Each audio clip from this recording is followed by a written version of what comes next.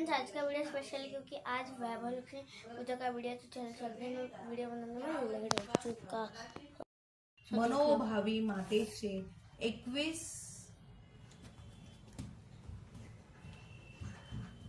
शुक्रवारच्या व्रताचा संकल्प सोडला आणि श्री वैभवलक्ष्मी मातेचा चमत्कार आणि अरे यार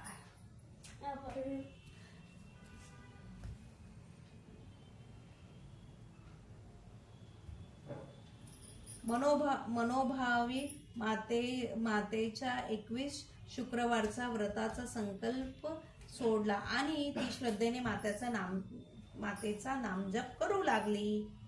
आता बाहेर चांगलेच उजाडले होते. मणिराम शेठ लालू शेठला घेऊन पुन्हा एकदा हिऱ्याची डबी शोधण्यासाठी गेले. काल आलेल्या रस्त्याच्या कडेला असलेल्या एका मोठ्या दगडाकडे त्यांचे सहज लक्ष गेले. त्यांना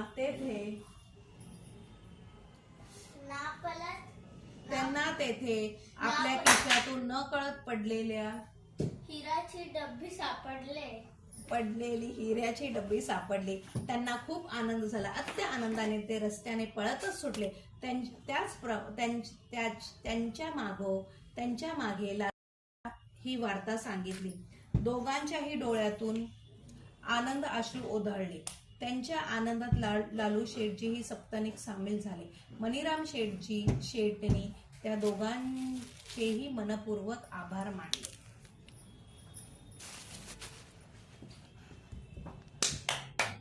महालक्ष्मी मातेचे व्रत संकल्पाचाच परिणाम असल्याचा त्यांनी ताडले. दोघांनीही मनोभावी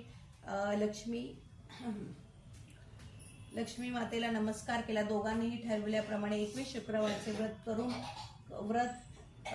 व्रत पूर्ण केले आणि श्री वैभवलक्ष्मी मातेचा व्रताचा 51 पुस्तिका भेट म्हणून वाटली. मनोभावी म्हणा जय श्री लक्ष्मी माता. श्रीधरराव आणि त्यांची पत्नी शोभाताई हे दाम्पत्य आनंदाने संसार करत होते. दररोज सकाळी 2 तास श्रीधरराव एकटेच फिरायला जात असत. श्रीधरराव 5 वाजता फिरायला गेले, 7 वाजताच परत घरी येतात हे तेथील रखवालदार नेहमी पाहत होता. नेहमीप्रमाणे एका शुक्रवारी श्रीधररावांनी सकाळी फिरायला गेलेले रखवालदाराने पाहिले आणि आज डाव साधायचाच असे त्याने ठरविले. श्रीधरराव जाताना घराचे दार नुसतेच ओढून घेत असत. शोभाताई झोपलेल्या होत्या. रखवालदारांनी त्यांच्या घराचा दरवाजा हळूच ढकलला. शोभाताईच्या उशा शेजारी चाव्या होत्या. त्या त्याने सावकाशपणे घेतल्या. हळूच कपाट उघडून शोभाताईचे सर्व दागिने काढून घेतले. नंतर कपाट लावून पूर्ववत चाव्या ठेवून तो तेथून गुपचूप सटकला. श्रीधरराव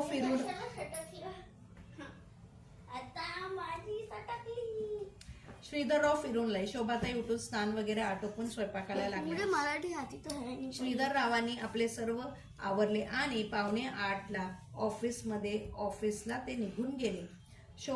शोभाताईंनीही 9 वाजता त्यांच्या मैत्रिणीच्या मुलाच्या साखरपुड्याला जायचे होते. म्हणून त्यांनीही पटपट स्वयंपाक पाणी आवरले. नंतर त्या बाहेर जाण्याच्या तयारीला लागल्या. साखरपुड्याला जायचे असल्याने कपाटातील दागिने काढण्यासाठी त्यांनी कपाट उघडले आणि त्यांना धक्काच बसला. तेथे दागिने नव्हते. त्यांनी पूर्ण कपाट धुंडाळले पण व्यर्थ. मग मात्र त्या ओक्साबोक्षू रडू लागले. शेजारचे आले. त्यांनी हा प्रकार ताडतीने श्रीधररावांना ऑफिसमध्ये व शोभाताईंच्या आईला फोनद्वारे कळवले. शोभाताईंच्या आई लगेचच रिक्षाने आले. लक्ष्मी मातेवर श्रद्धा आहे. मी सांगते तू मातेचे व्रत कर, सगळे व्यवस्थित होईल. त्यांच्या आईने सल्ला दिला. आईने सांगितल्याप्रमाणे शोभाताईंनी परत एकदा स्नान केले व 11 शुक्रवारच्या मातेच्या व्रताचा संकल्प सोडला. लगेच मातेचा जपही त्यांनी मनोभावी सुरू केला. तेवढ्या श्रीधररावही आले. शोभाताईंनी त्यांना सर्व परिस्थिती सांगितली.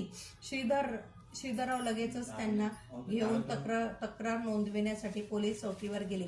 तेथे तक्रार नोंदवून ते चौकीतून बाहेर पडत होते. तेवढ्यात त्यांच्याच सोसायटीचा रखवालदाराला घेऊन एक पोलीस येत असलेला दिसला. श्रीधररावांना नवल वाटले. त्याने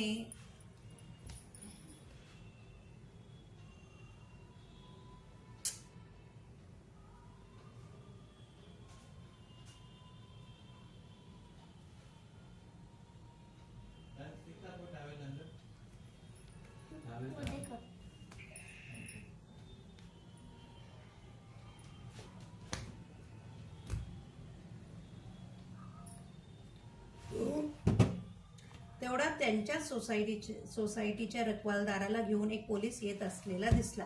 श्रीधररावांना नवल वाटले. आपले संकट विसरून श्रीधररावांनी त्या पोलिसाला त्याला का धरून आणलंय असे विचारले. तेव्हा तो पोलीस म्हणाला, हा सराफ गल्लीत संशयतासारखा फिरत होता. मला गप नाव दूत, मला शंका आली म्हणून याला मी पकडले. तर ह्याच्याकडे दागिने सापडले, त्यामुळे त्याची बोबडी वळली. हे चोरीचे दागिने असल्याचे असावेत असे मला वाटले, म्हणून मी ह्याला धरून आणले आहे. पोलिसांनी इन्स्पेक्टरासमोर ते दागिने ठेवता शोभाताईंनी त्या ओळखले. रखवालदारानेही चोरी कबूल केली. इतक्या लवकर दागिने सापडले याचे श्रीधररावांना खूप आश्चर्य वाटले. पण हे देवीच्या व्रताचे फळ आहे याची खात्री शोभाताईंना होती. म्हणून त्यांनी ठरविल्याप्रमाणे 11 शुक्रवारचे व्रत केले. उद्यापनाच्या दिवशी 21 पुस्तके सुहासिनी व कुमारिकांना भेट दिली. मनोभावी म्हणा, जय श्री लक्ष्मी माता. गप ना, देवाच्या पुस्तकाने खेळायला.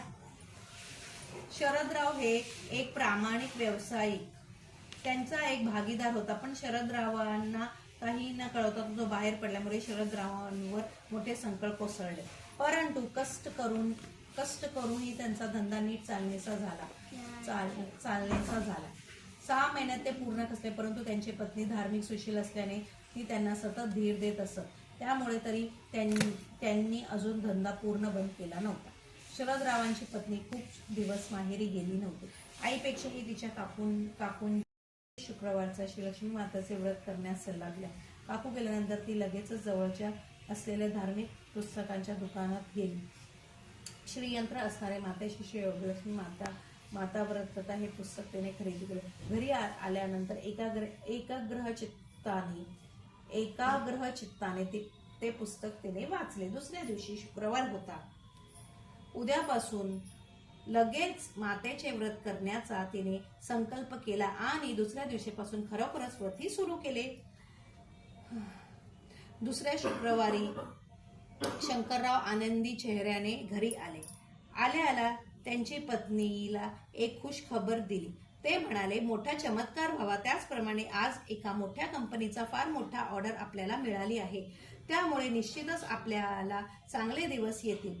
त्याचे म्हणणे खरे ठरले. 21 शुक्रवार पूर्ण होतात न होतात तोच शंकररावांनी बंगला खरेदी केला. पाठोपाठ गाडीही घेतली. त्याचा धंदा पूर्वीपेक्षा खूपच तेजीत चालू लागला. शंकररावाच्या पत्नीने 21व्या शुक्रवारी मातेच्या व्रताचे भक्तिभावाने उद्यापन केले. व्रताच्या 11 पुस्तिके भेट म्हणून वाटले. स्वतः वाचलेले पुस्तक मात्र अमूल्य ठेवा म्हणून आपल्या संग्रही ठेवले. आपणासी वैभवलक्ष्मी मातेचा कृपाप्रसाद लाभो. मनोभावे म्हणा, जय श्री वैभवलक्ष्मी माता. प्रथमेशने MSc ची परीक्षा दिली होती. महिन्यातच त्याचा निकाल लागला. प्रथम श्रेणीत तो पास झाल्याचे पाहून घरातील सर्वांना खूप आनंद झाला. चांगल्या गुणामुळे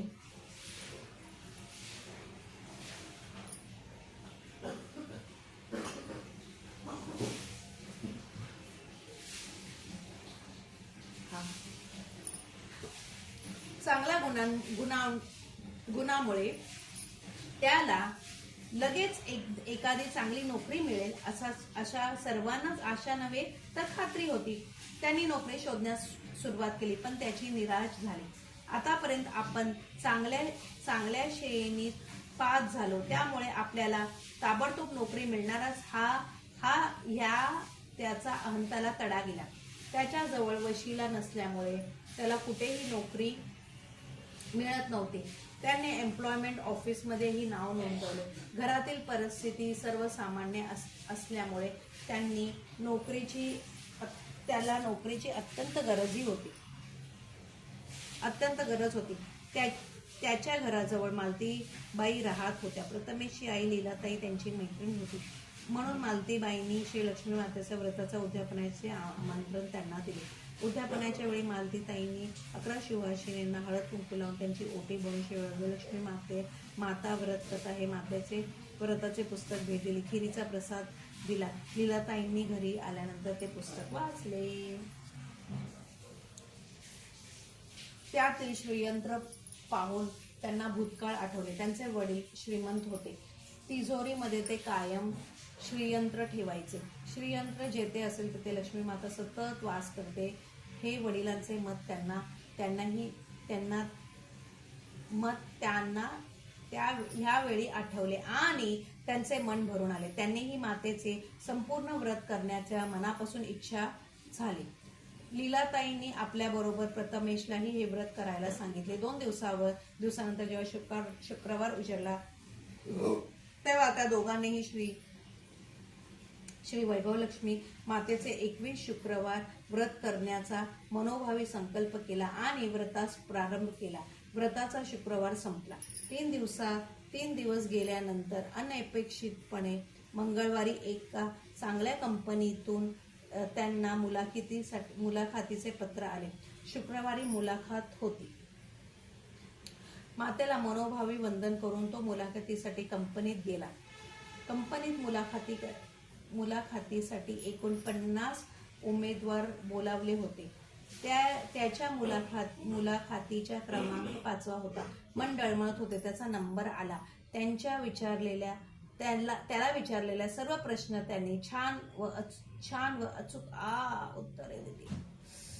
त्याला कंपनीच्या अधिकाऱ्यांनी बाहेर थांबायला सांगितले. सर्वांची मुलाखत झाल्यानंतर त्यांनी परत आत बोलावले आणि लगेचच दुसऱ्या दिवसापासून कामावर रुजू होण्याचा नेमणूक पत्रच त्याच्या हातात दिले. त्याला खूप आनंद झाला.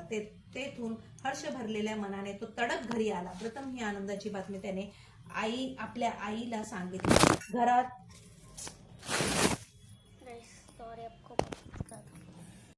संपले. 21 शुक्रवारचे श्री लक्ष्मी मातेच्या व्रताचा संकल्प पूर्ण केले.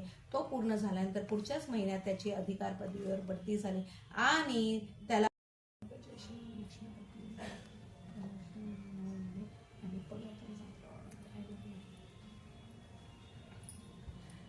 सरलाताई मुळातच हुशार होत्या. B.Com पर्यंत शिक्षण झाले होते, पण त्यांचे पती चांगल्या ठिकाणी नोकरीला असल्यामुळे त्या स्वतः नोकरी करत नव्हत्या. मात्र घरकाम मधुर बोलत त्यांचा स्वभाव शांत आणि सरळ होता. त्यांच्या संसारात काहीच कमी नव्हते. पती आणि दोन मुलांसह त्यांचे कुटुंब सुखाने राहत होते. एके दिवशी अचानक त्यांच्या पतीचा अपघात झाला. हा अपघात जबरदस्त होता. नशीब बलवत्तर म्हणून त्यांचे पती वाचले, पण त्यांचे दोन्ही हात मात्र त्यांनी गमवावे लागले. त्यांना वाचवण्यासाठी सरलाताईंनी दवाखान्यासाठी होत नव्हते ते सर्व पैसे खर्च केले.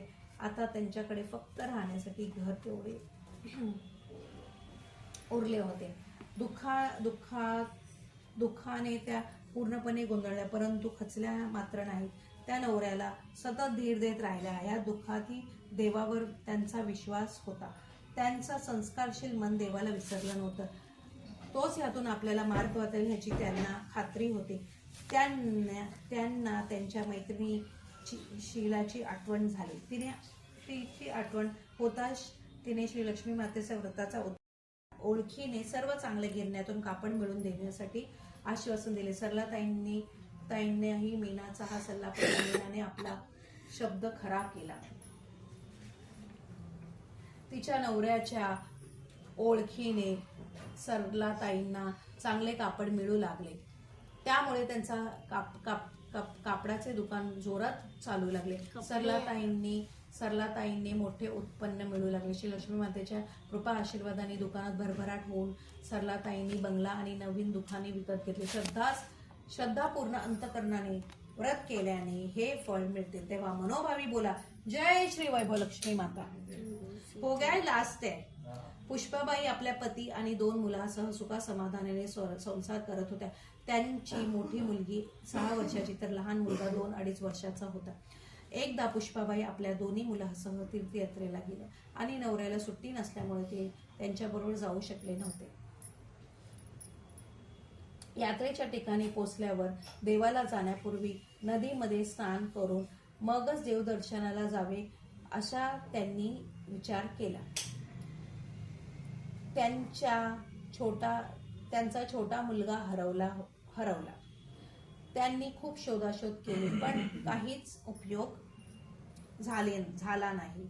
मुलगा हरवला की कोणी पळवला ह्याबद्दल काहीच तर्क करता येत नव्हता. त्याच्या सर्व नातेवाईकांनी मुलाला शोधले, पोलिसात तक्रार केली, वृत्तपत्रात जाहिरात दिली, एवढेच काय टीव्हीवरही जाहिरात दिली. वाटेल तितके पैसे खर्च करून मुलाचा शोध घेत राहिला. 2 वर्ष झाले पण मुलगा काही सापडला नाही. पुष्पाबाई तर प्रत्येक क्षण मुलाच्या आठवणी तळमळत राहायच्या. झाले त्यांच्या जगण्यातला आनंद केव्हाच निघून गेला होता. शाळा सुरू झाल्या. एका गुरुवारी पुष्पाबाई आपल्या पतीबरोबर मुलासाठी पुस्तक खरेदी करण्यासाठी दुकानात गेल्या. त्यांचे पती मुलीचे पुस्तके खरेदी करत असताना सहज त्यांचे लक्ष स्त्रियांच्या एका घोळक्याकडे गेले. तेथे अनेक स्त्रिया श्री लक्ष्मी मातेच्या व्रताचे पुस्तक विकत घेत होते. हे काय हे तरी पहावे म्हणून त्यांनीही एक पुस्तक विकत घेतले. घरी आल्यानंतर त्यांनी ते पूर्ण वाचून काढले. मातेच्या कृपा आशीर्वादाने वेगवेगळे अनुभव चमत्कार वाचून त्या प्रभावित झाल्या आणि मग त्यांनीही व्रत करण्याचा मनोमन संकल्प केला. त्यांनी दयाळू मातेपुढे मनोभावी हात जोडून प्रार्थना केली, हे लक्ष्मी माता, या पुस्तकात सांगितल्याप्रमाणे शास्त्रोक्त पद्धतीने मी हे व्रत 21 शुक्रवार करेन. 51 सुवासिनींना या व्रताचा पुस्तका वाटेल. पण माते, फक्त माझा हरवलेला मुलगा परत मिळवून दे ग. दुसऱ्या दिवशीच शुक्रवार होता. त्यांनी आपल्या पतीसह हे व्रत करण्यास सुरुवात केली. शास्त्रोक्त पद्धतीने सर्व पूजाविधी आटोपून श्री लक्ष्मी मातेला साखर भाताचा नैवेद्य दाखवला. प्रथम त्या रात्री इतक्या दिवसांनी त्या शांतपणे झोपल्या. पहाटे त्यांना स्वप्न पडले. स्वप्नात त्यांना त्यांचा मुलगा त्या तीर्थक्षेत्रातील मंदिराजवळ खेळत असल्याचे दिसले. सकाळी त्यांच्या पतीला जेव्हा जाग आले तेव्हा लगेचच त्यांनी आपल्या पतीला आपल्याला पडलेल्या पहाटेचे स्वप्न सांगितले. दोघं उभयतांनी झटपट स्नान उरकले. नंतर दोघांनीही श्रीयंत्राला आणि लक्ष्मी मातेच्या सर्व प्रकारच्या फोटोंना मनपूर्वक नमस्कार केला. आपण दोघेही तुझ्या स्वप्नस्थळी म्हणजेच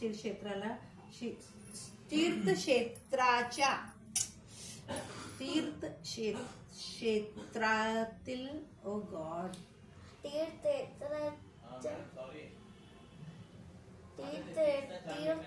स्वप्नात त्यांना त्यांचा स्वप्नापाठी त्याला दिसलेले ते दोघेही स्वप्नस्थळी म्हणजे तीर्थयात्रेच्या ठिकाणी आज पुन्हा एकदा जाऊया आणि पतीने सांगताच त्या लगेचच तयार झाल्या. ते दोघेही मुलीला घेऊन एसटीने पुन्हा तीर्थयात्रेच्या ठिकाणी पोहोचले. मनामध्ये लक्ष्मी मातेचा जप चालूच होता. मंदिराजवळ दोघेही शोधक नजरेने पाहत होते आणि आश्चर्य चमत्कार घडावा तसेच घडले. पुष्पाबाईंनी स्वप्नामध्ये जेथे आपला मुलगा पाहिला होता तेथेच तो जागेपणात खेळत होता. त्यांच्या जवळच एक जोडपे बसलेले होते. पुष्पाबाईंनी पळत जाऊन आपल्या मुलाला मिठीत घेतल्याने त्यावर चुंबनाचा नुसता वर्षाव केला. तेव्हा तो मुलगा घाबरला व त्या जोडप्याकडे बघून रडू लागला. त्या जोडप्याने 2 वर्ष त्या मुलाचे पालन पोषण केल्याने तो त्यांना जाऊन वेळगला होता.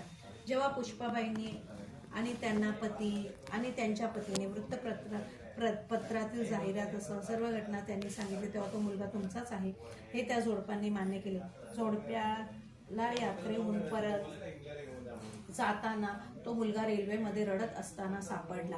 रेल्वेमध्ये तो मुलगा कसा आला हे त्यांना सुद्धा माहीत नव्हते. सगळ्यांना त्यांनी विचारले तर कोणीच तो मुलगा ओळखीचा असल्याचा सांगितले नाही. मग त्यांनी त्याला आपल्याबरोबर घरी नेले आणि आपल्याच मुलगा समजून प्रेमाने वाढवले. पुष्पाबाईंना त्यांचा मुलगा परत देण्यासाठी त्यांनी कोणतीही टाळाटाळ केली नाही. त्या जोडप्याने स्वखुशी त्यांचा मुलगा त्यांना परत दिला. त्या उभयंताने आभार मानून पुष्पाबाई पतीसह आपल्या घरी परत आल्या. घरात मुलामुळे पुन्हा आनंदी आनंद पसरला. श्री लक्ष्मी मातेच्या व्रताचे हे फळ आहे. ह्याची त्यांना पुरेपूर खात्री पटली. संकट केल्याप्रमाणे त्या दोघांनीही 21 शुक्रवारचे संपूर्ण व्रत पूर्ण केले आणि उद्यापनाच्या वेळी 51 पुस्तिका भेट म्हणून वाटली. पुष्पाताईच्या घरात घडलेल्या चमत्काराचे इतरांनाही आश्चर्य वाटले. त्यामुळे त्यांच्याशी संबंधित असणारा प्रत्येक जण श्री लक्ष्मी मातेचे व्रत करू लागला. आपणही करून पहा. बोला जय श्री लक्ष्मी माता, जय वैभवलक्ष्मी मा. श्री वैभवलक्ष्मीची महिमा. जय श्री वैभवलक्ष्मी माता. संपूर्ण व्रत करताना आरती झाल्यावर हे श्लोक 3 वेळा सावकाश म्हणावे. चलो आरती फेक पेडा पटापट. चलो आरती